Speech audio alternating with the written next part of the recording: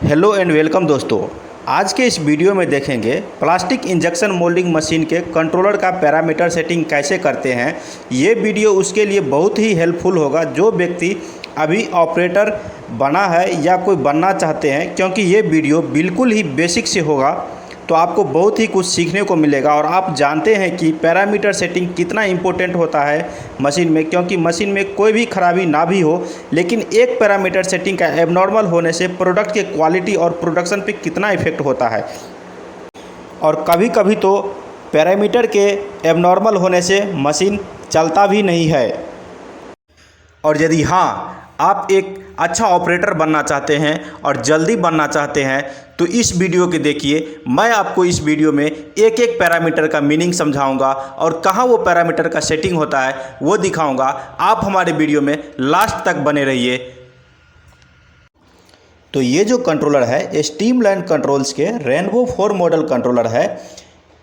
यदि आप इसकी पैरामीटर सेटिंग कर सकते हैं तो बाकी और भी मॉडल का कंट्रोलर का सेटिंग आप आसानी से कर सकते हैं। तो मैं आपको वीडियो की ओर लेकर चलता हूं। पहले मैं इसमें सभी बटन को समझाऊंगा, फिर एक एक पेज में जाएंगे। यहाँ पे सबसे पहला जो बटन है मोल्ड ओपन का है, यानी ये बटन प्रेस करके आप मोल्ड ओपन के पेज में जा सकते हैं और उससे रिलेटेड सभी प्रकार का सेटिंग कर सकते हैं। इसके बाद मोल्ड क्लोज के पेज में जाने के लिए बटन है, आप उससे रिलेटेड जो भी पैरामीटर रहेगा वो मोल्ड क्लोज के पेज में मिलेगा। ये कोर सेटिंग के लिए, ये इजेक्टर का सेटिंग करने के लिए जो भी रहेगा, इजेक्टर फॉरवर्ड बैकवर्ड पल्स से कितना शॉट लगाना है वो आपको इस पेज में मिलेगा। ये बटन प्रेस करके जा सकते हैं। ये टेम्परेचर को सेटिंग करने के लिए, टेम्परेचर से रिलेटेड जो भी सेटिंग रहेगा ये आपको इस पेज में मिलेगा। ये यूनिट फॉरवर्ड और बैकवर्ड का सेटिंग करने के लिए है, ये बटन को प्रेस करके अंदर जा सकते हैं। ये इंजेक्शन का सेटिंग करने के लिए है, जो भी स्टेज इंजेक्शन का चलाना है, जितना भी प्रेशर फ्लो से चलाना है। ये रिफिलिंग को सेटिंग करने के लिए है, इस पेज में आपको रिफिलिंग, कूलिंग और शकबैक मिलेगा।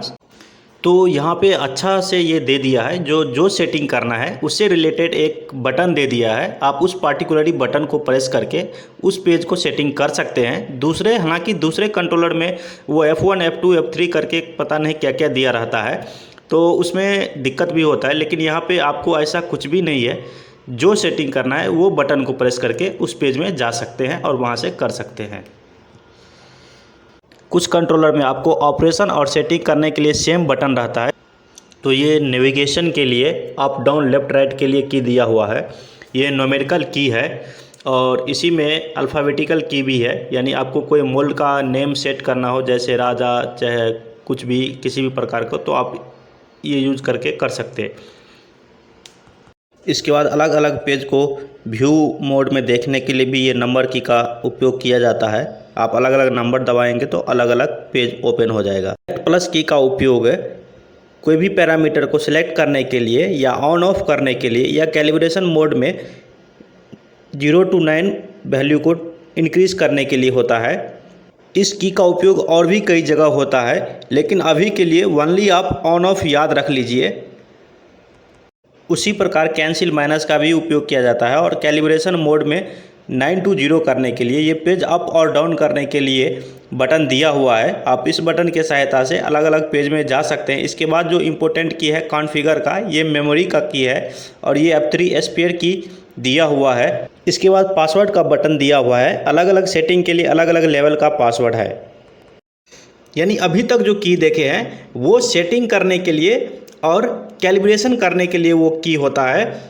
इसके बाद जो की देखेंगे वो फंक्शन की, यानी मशीन को चलाने के लिए की जो है उसको देखेंगे। यानी इसके बाद जो फर्स्ट की है वो हीट ऑन करने के लिए, लुब्रिकेशन के लिए, इंटरलॉक को रीसेट करने के लिए, टेस्ट का बटन है। F1 F2 ये दो जो की है ये स्पेयर के लिए है, इसका यूज नहीं होता है।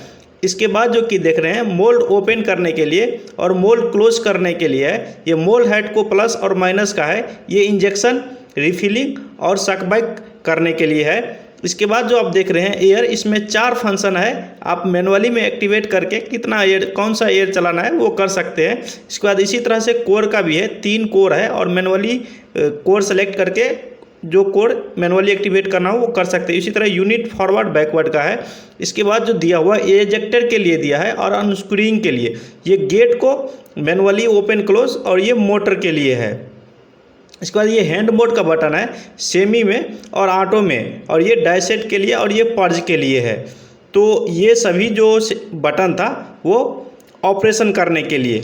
इसके बाद जो पेज देखेंगे वो कॉन्फ़िगर का पेज देखेंगे। सबसे पहले ये बहुत इंपॉर्टेंट पेज है। इस पेज में देखेंगे कौन सा ऑपरेशन को किस इनपुट पे चलाते हैं, पोजीशन पे चलाना है या टाइमर पे चलाना है या एलएस पे चलाना है। जैसे कि आप मोल्ड को देख लिए, इसी तरह से आपको इंजेक्शन देख लिए, टाइमर, पोजीशन और एलएस जिस पे चलाना है वो सेलेक्ट कर सकते हैं। इसी तरह से रिफिलिंग को भी सेलेक्ट कर सकते हैं आपको जिसमें चलाना है, लेकिन रिफिलिंग का 2 ही ऑप्शन रहेगा, एलएस और पोजीशन। इसके बाद सकबैक का है। इसी तरह से अलग अलग सेटिंग कर सकते हैं कौन सा ऑपरेशन को किस पे चलाना है। इसी प्रकार से टनेज 1 टनेज 2 डिकम्प्रेसर है यहाँ पे।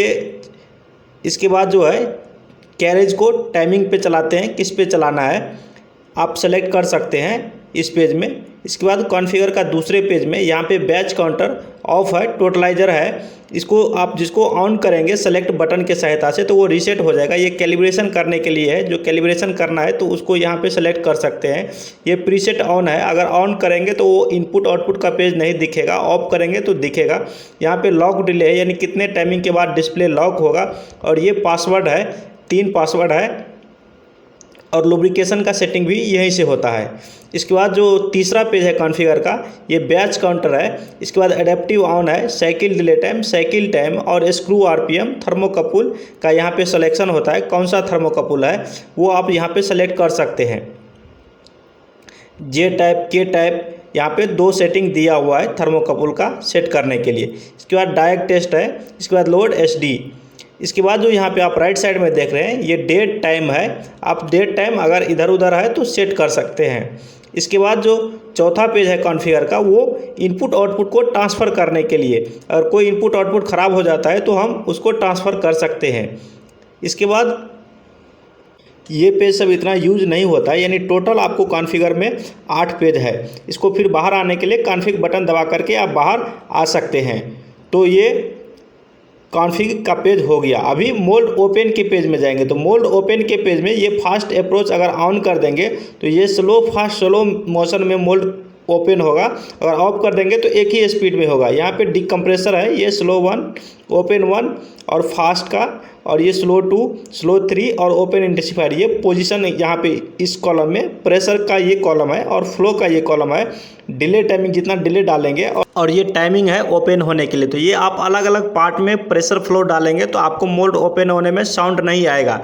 और ये दूसरा पेज है मोल्ड ओपन होने के लिए, AN3 AN4, यानी एक्स्ट्रा प्रेशर और फ्लो रहेगा तो उसका सेटिंग यहाँ पे होगा। ये लगभग यूज नहीं होता है, किसी किसी मशीन में यूज होता है। ये मोल्ड ओपन बूस्ट के लिए है। इसके बाद जो दूसरा पेज देखेंगे वो मोल्ड ओपन का तीसरे नंबर का पेज है। ये भी लगभग आपको यूज नहीं होगा, अभी इसको आप छोड़ दीजिए, नेक्स्ट टाइम में देखेंगे। इसके बाद जो दूसरा पेज देखेंगे वो मोल्ड क्लोज का पेज भी देखेंगे। तो आप मोल्ड क्लोज बटन प्रेस करके क्लोज पेज में सेफ्टी ऑन कर सकते हैं। इसके बाद क्लोज स्लो 1 है, और इसके बाद जो है क्लोज फास्ट है, और ये क्लोज स्लो 2 है, सेफ्टी 1 इन, सेफ्टी 2 इन और टनेज 1 टनेज 2। ये कॉलम पूरे पोजीशन, ये प्रेशर का है। और इसके बाद जो कॉलम है वो फ्लो के लिए है। और इसके बाद जो दिया हुआ है वो डिले टाइमिंग, यानी कितना डिले के बाद वो क्लोज होगा, और टाइमिंग दिया हुआ है जो कितना टाइमिंग के लिए क्लोज होगा अगर टाइमिंग पे चलाएंगे मोल्ड क्लोज तो। इसके बाद जो यहाँ पे आपको डिस्प्ले के नीचे में जो देखने को मिलेगा, यानी मोड कौन सा है, हैंड में, ऑटो में, प्रेशर और मोल्ड का position, cycle time, pressure flow दिखेगा। इसके बाद स्क्रू का पोजीशन, AN3 में कितना प्रेशर है वो दिखेगा आपको।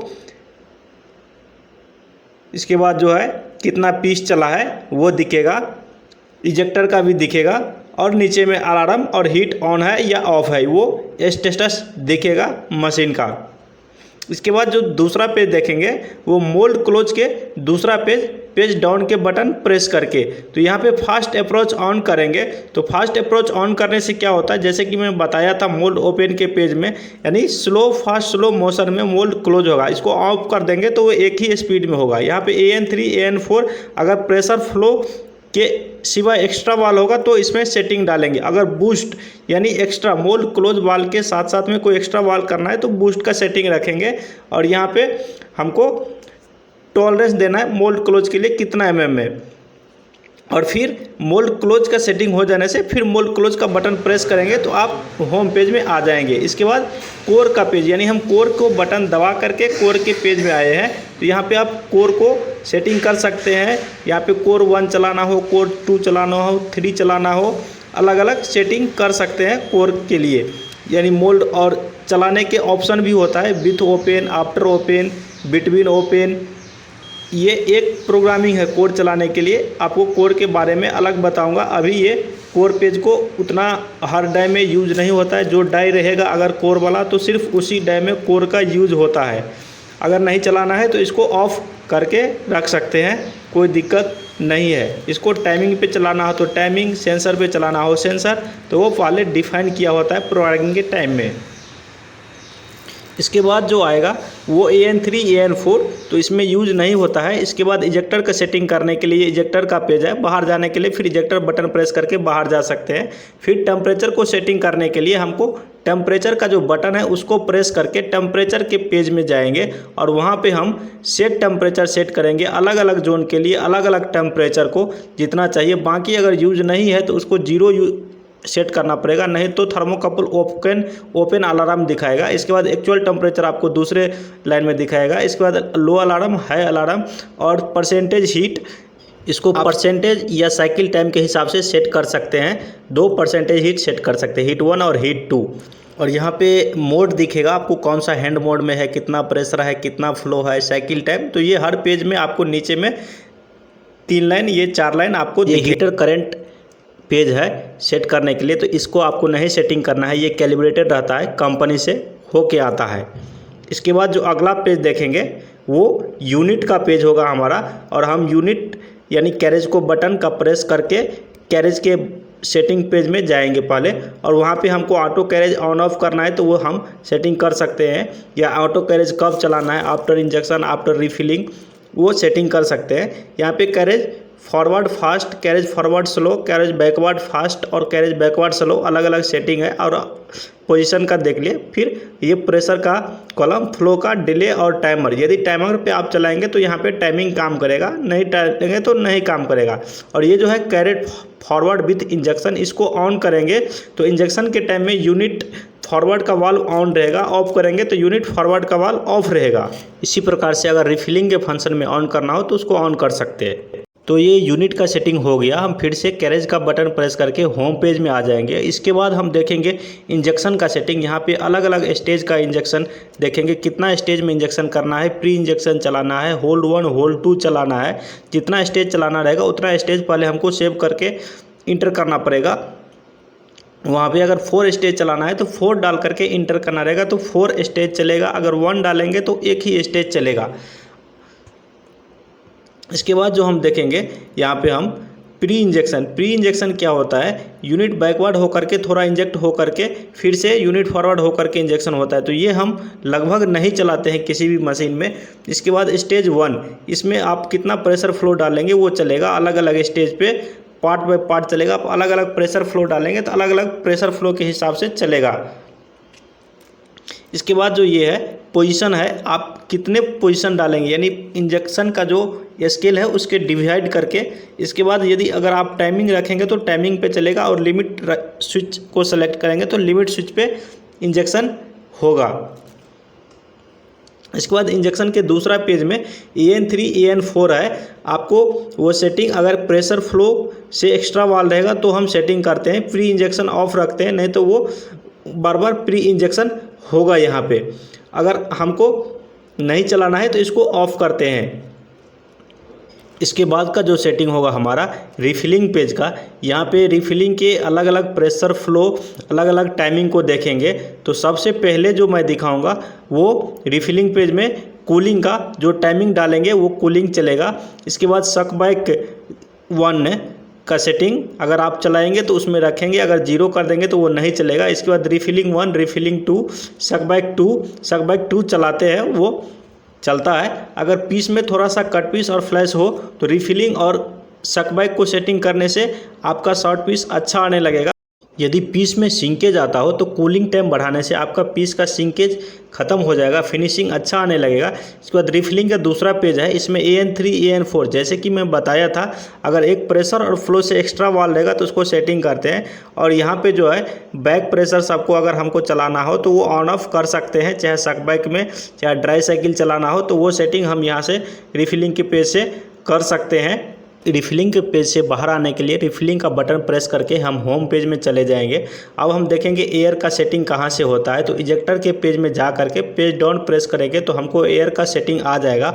और यहाँ पे हमको एयर कब चलाना है वो मोड सेलेक्ट करना रहता है, डिले टाइमिंग यानी कितने देर के बाद, और फिर टाइमिंग डालेंगे तो वो टाइमिंग के लिए एयर आपको फंक्शन करेगा। फिर हम इजेक्टर बटन प्रेस करके होम पेज में आ जाएंगे। इसके बाद का जो पेज है वो मेमोरी का है, यानी आप यहाँ पे अलग अलग डाई का अलग अलग नेम दे सकते हैं और नाम लिख सकते हैं। जो डाई चलाना हो वो आप अल्फ़ाबेटिकल की यूज करके आप कर सकते हैं। यहाँ पे मेमोरी को कॉपी भी कर सकते हैं और नया क्रिएट भी कर सकते हैं मेमोरी को। इसके बाद जो दूसरा पेज आएगा प्रोडक्शन का पेज रहेगा। तो आज के लिए इतना ही दोस्तों, वीडियो बहुत बड़ा हो जाएगा तो बोरिंग हो जाएगा। मैं दूसरे वीडियो में आपको इसके कैलिब्रेशन के बारे में, यानी मोल्ड के साइड में जो लीनियर स्केल होता है उसका कैलिब्रेशन, इंजेक्शन के साइड में ये स्केल होता है उसका कैलिब्रेशन, इजेक्टर का कैलिब्रेशन और एनालॉग आउटपुट का कैलिब्रेशन, मैं इसके लिए अलग वीडियो बना दूंगा। तो आज के लिए इतना ही, तब तक के लिए धन्यवाद। मिलते हैं अगले वीडियो।